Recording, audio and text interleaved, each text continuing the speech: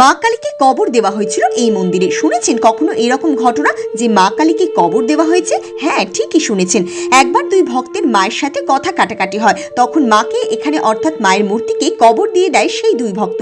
তারপর মা তাদের স্বপ্ন দেয় এবং বলে, যেহেতু আমাকে তোরা কবর দিয়েই ফেলেছিস, সেহেতু তোদের মান রক্ষার জন্য আমার অর্ধেক অংশ মাটির নিচে রাখবি আর জগতের কল্যাণার্থে কোমর থেকে বাকি অংশ রাখবি ওপরে। তাদের সঙ্গে মা বাদ বিতন্ড হওয়ায় মাকে তারা মাটির কবর দিয়ে দিত।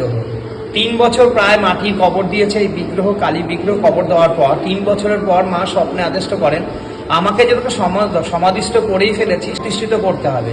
সেই প্রতিষ্ঠিত হিসাবে তিনি আদেশ করেন, কোমর পর্যন্ত আমাকে বেঁধে রাখবি, কোমরের উপর পর্যন্ত আমাকে উঠিয়ে রাখবি। যেই কোমর পর্যন্ত বেঁধে রাখবি সেটিকে তোদের সম্মানার্থে আমি রাখলাম, এবং কোমর থেকে উপর পর্যন্ত সেইটুকু আমার সম্মান এবং জগতে কল্যাণার্থের জন্য আমি এইভাবে এই রূপে প্রতিষ্ঠিত হয়ে দর্শন দিই। তাই মাকে এখানে কোমর পর্যন্ত মাটির নিচে বাঁধা রয়েছে। অনেকেই এই কালীকে অর্ধেক কালী বলেন, কিন্তু আসলে এই নাম নয় মায়ের। মায়ের আসল নাম এখানে গোলকেশ্বরী। এই মন্দিরে আসলে সকল ভক্তের সমস্যা সহজেই সমাধান হয়। তাই তো বহু দূর দূরান্ত থেকে ভক্তরা আসেন এই মন্দিরে।